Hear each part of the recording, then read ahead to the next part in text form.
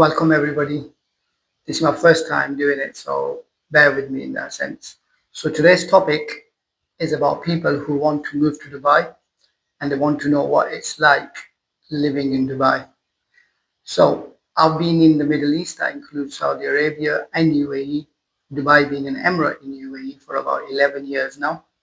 So I spent 4 years in Saudi and I've been in UAE a total of about 7 years, and I lived in two emirates, Ras Al Khaimah and also Dubai. So I lived in two places. So both places are different to each other. Dubai being a lot more busier, there's a lot more people living in Dubai, whereas in Ras Al Khaimah it's a lot quieter. There's a lot of beaches, and the population is growing, and is both places are fantastic in its own way to live. I just wrote some notes just to make sure I don't forget anything that I don't want to mention. So, what is it like living in Dubai? Really, it sometimes it can feel like a holiday because there are beaches, great restaurants, great places to go eat, malls, shopping. So it can feel like you're on 24/7 on a holiday. However, very hard to maintain that, especially if you're a working person. But if you're one of the rich elite, yes, you can live off the a lifestyle in such way, but majority of the population do not live that way. There are certain percentage of the population that are very elite, very rich, and they enjoy the full capacity the city has to offer. But most of the people are working, they're working long hours, and they only get to really enjoy it some evenings or maybe mostly weekends. But it is a great place to live because there's a lot of things happening. It's a young population. A lot of people are moving across the world. There are over 200 nationalities living in UAE from various different parts of the world. So they do enjoy the city, and the city does have a lot to offer in that sense. You can eat from Dubai has this fantastic thing that you could live off as very little as $10 to $15 a day, which is around about £10 or 50 dirhams, or even $10,000 may not be enough because there are places that are so cheap that you can eat from, which a lot of people do, and there are places that are so expensive and people find that even too cheap in that sense. So that's one thing about Dubai, that there is a big vast of places that you can eat from. There are some really cheap, which cities like London, Paris may not offer to you because some people do really live off $5 a day in food wise, but they and some people live off $10,000 a day food wise. So it is entirely up to you. So that is one great thing about Dubai. The city the city is very still transitional. What I mean by that, a lot of people come and a lot of people go. A lot of people come and try it and see if it's for them. As some people stay, some people don't like it, they move back. There could be various reasons they don't like it. That it could get lonely because a lot of people are here alone. They do make friends, and what happens is then these friends move on, and then the cycle starts again. You have to find new friends. So it's like a continuous cycle of finding new friends, and that can be tiring in itself as well. And networking all the time, so that can be tiring. Personal reasons. Some people move back to their countries for their personal reasons. One of the other reasons that people do move back is the living cost. The living cost in Dubai is very high, and that includes, like I said, food can be on the cheap, but you still gotta buy groceries, and you still gotta, if you have kids, you gotta pay for the education, medical insurance. Usually, in the past, medical insurance and education allowance has been passed on to the employee, and they get allowance from the company. But slowly, these things are disappearing, which I will touch on towards the end as well. So it is a great place, but it's still very transitional. People come and go because of the living cost that Dubai has, and it is getting more and more expensive. I've been here 7 years, and I've realized that how much more expensive has it got as over time. And the government is trying to control, but there are certain factors that are affecting, but they are trying to control that as well. How can I move to Dubai? You can move to Dubai through various different options. One option, which most people move through, is by employment. So they get a job, the company sponsors them for the visa, they get medical insurance, sometimes they'll get a housing allowance, sometimes they'll get education allowance, depending on what position your post is and what company you're working for, the allowances will depend on that. And sometimes you just get a salary and you just have to make it work with that. And I had that as well on few occasions. Like you just get a salary and you just have to make it work with the salary. There's no additional allowances in that sense. So you just make it work. And then also there are golden visa option, which is through various different options through investments and through salary. If your salary is above a certain category, which is 30,000 dirhams, around about $6,000, just under £6,000, you find it that you can get a golden visa through salary. You can get golden visa through investment, which is 2 million, and I think you have to pay 1 million upfront. So it's like 50% deposit, 50%. So you can buy a property which is mortgaged, and you can get over 2 million dirham property, and then you can apply for the golden visa. Golden visa gives you 10 years stay. The golden visa with the property, if you sell your property, your golden visa gets cancelled. So just keep that in mind. There's freelance visas. You can open your own company, which is the trade license is renewable every year. So you have to pay fees every year for renewing your trade license, but then you get visas allocation. If you want to increase the number of visas within the company, then you can also increase. There are various other options you can also get visas for, which are legal, and you can come and stay in Dubai.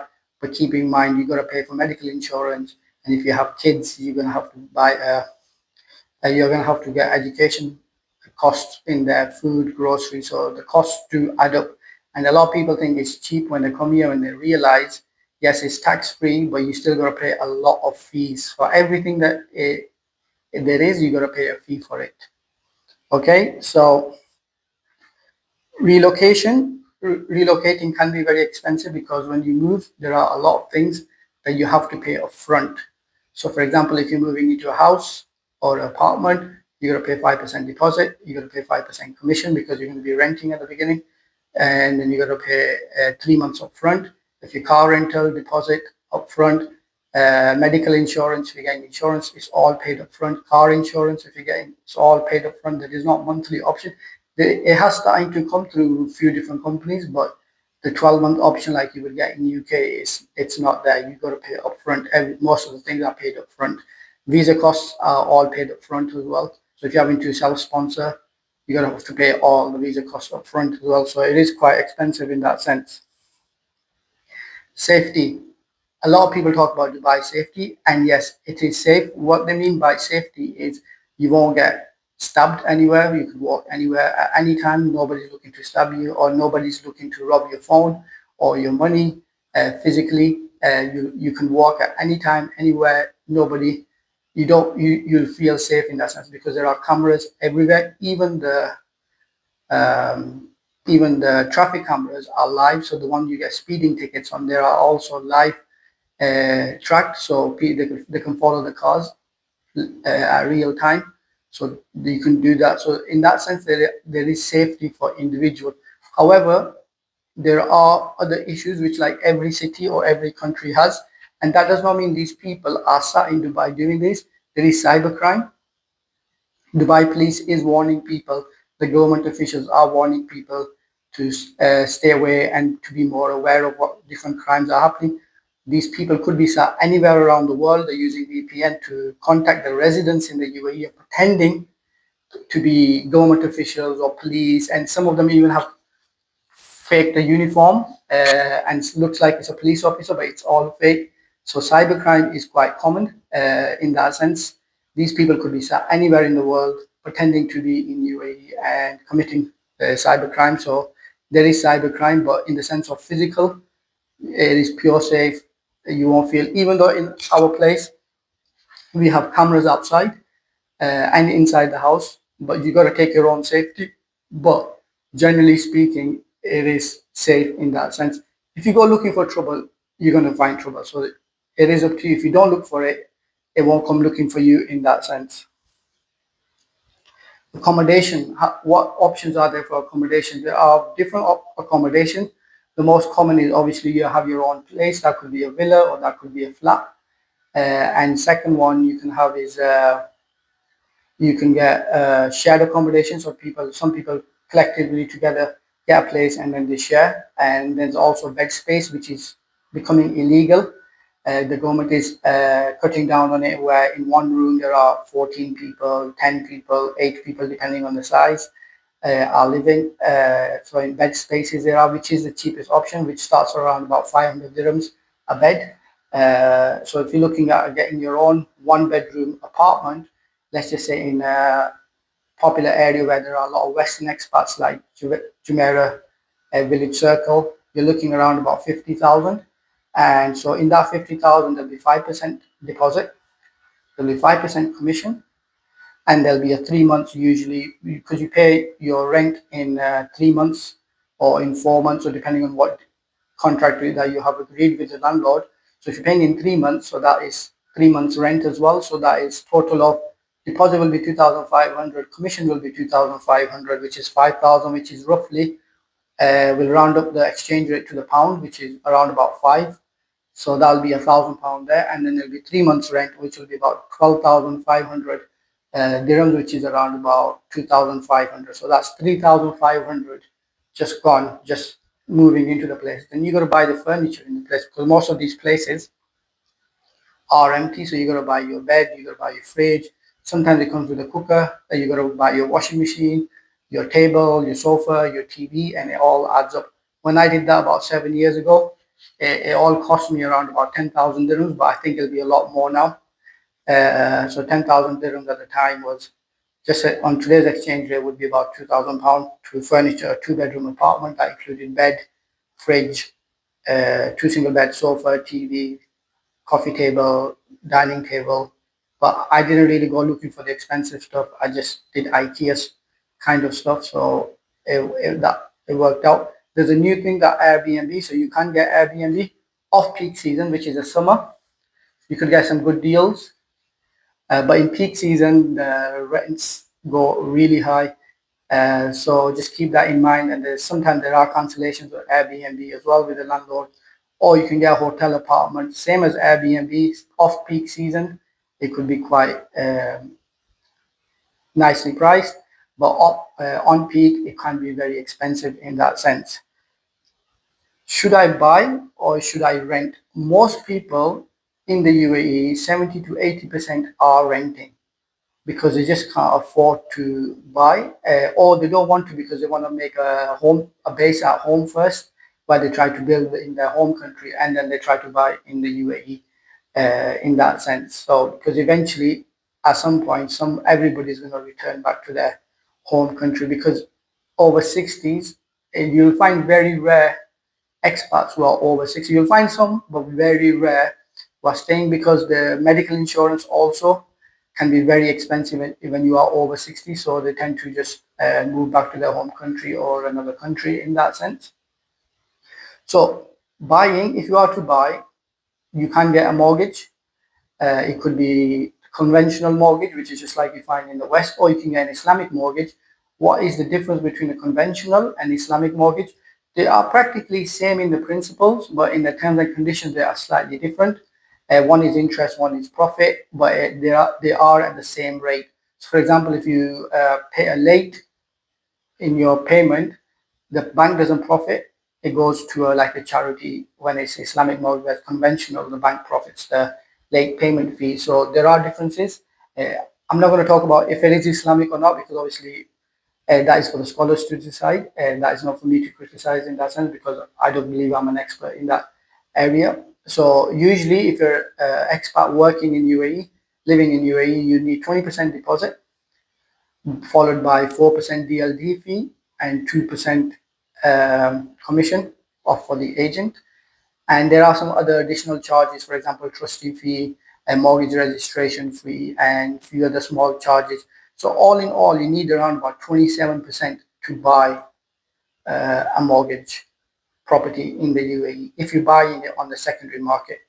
If you're buying it off plan, usually developers have payment plans. Usually it's like 20/80, 20% deposit again, and then 80% is paid over a period of time. That could be 5 years, could be 7 years. There are some developers offering 1% monthly payment plan. So you put your 20% deposit down or 10% deposit down, and then you make 1% payment all the time. There's a lot of people who buy off plan and then they flip it. At what point can you flip the property? It's around about, depending on developers, it varies, but around about 40 to 50%. That's when some developers allow you to sell the property because the value has increased in that sense. So some people just buy it and then just wait a couple of months or 6 months, a year, and then they just flip the property and sell it on when the market is hot. If the market is not hot, then it will be very hard to sell in that sense. Currently, the market is hottish. The data that is showing that it is starting to slow down, rents are starting to come down. International reports by Financial Times, Bloomerang, they're all saying that the bubble is gonna correct itself. It's gonna come down. So wait for it. I think there will be a correction happening because just like any market, correction will happen. Gold goes up, it comes down. Commodities goes up, comes down. Stocks go up, they come down. Same like that. Rental market has been going up. It eventually will come down. By how many percent? That's anybody's guess. But if you look at the data, previous crash was 55%. So the guys that use data and are data analysts, they can predict something from there. But I think correction will happen. They like to use the word term correction rather than crash. Uh, so that's what it is. Salaries in the UAE have been decreasing for some time now because the supply is there. There are so many people for one job. There are over 1,000 applicants. So the supply of workforce is there. So the salaries have been dropping. Previously, there used to be uh, packages where you would have allowance, education allowance, you would have home allowance, which is accommodation allowance. You get your salary, you'll get visas paid for, you will get uh, your salary on the top, medical insurance for you and your family. But slowly over time, they're starting to disappear. Sometimes it's just only insurance for yourself, not for your family, or you sponsor yourself, your family, and they won't cover the cost for the family visa in that sense. So over time, the salaries are being dropping and packages are decreasing. Let me give you an example. When I moved in 2013 to Saudi, for example, they gave me 3 bedroom, bills were paid for. They would do pick up and drop off, and then you get your salary, which is tax free as well. And at the time in Saudi, it was very cheap in 2013. So I was saving around about 70%, 65% of my salary. I wasn't even touching at the end of the month because it was just so cheap to live. And I'm not into those expensive, extravagant 400, 500 real spending just on a meal that you're not even going to eat all of the worth that you pay for. So, and then I had another contract in Saudi, which was even better in that sense that I would get laundry twice a week and I would get cleaning 5 times a week. And the 2 bedroom apartment this time I got, which was all paid for. They would pick you up and drop off. But I chose to hire a car at the time. But those packages are no longer there.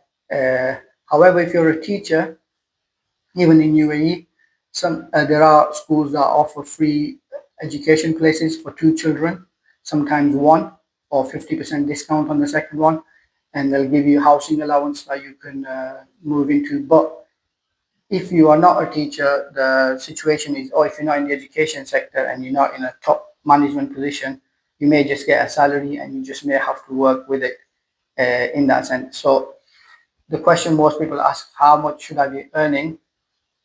If you are single, I think 15,000 dirhams a month is doable because you can just get a 1 bedroom apartment, which will cost you around about 4,000, 5,000 a month. If you get a 12-month rental, and then you will have your car rental allowance, you'll have, sorry, car rental cost, petrol cost, food, and you could still have at the end of the month around about 6,000 dirhams that you could just spend on your leisure activities or if you want to save in that sense. But if you're a family of 4 with 2 children that need to school, I think you would struggle on 35,000 dirhams a month. You would struggle. You need around about 40,000 probably to break even because schooling is really expensive if you're sending them to a British premium school. So you need 35 to 40,000 to break even. And I know that sounds a lot, but that's what it is in that sense. People say there is no culture in UAE. I believe there is a culture in UAE because most people that say that they don't usually visit places where the culture is. They're usually visiting brunches. They're paying 400, 500 dirhams a brunch, mostly towards the south of the city where the culture is. It's towards the north of the city, where the markets are, where the hustle and bustle is, where people are just sat around in parks and just talking. Let me tell you a story about this. When I was in, it was 2014. I used to transition through Dubai when I was in Saudi and I was traveling. And it's also how safe it was at the time. This was before social media and everything became so big about elaborating the place, how safe it is.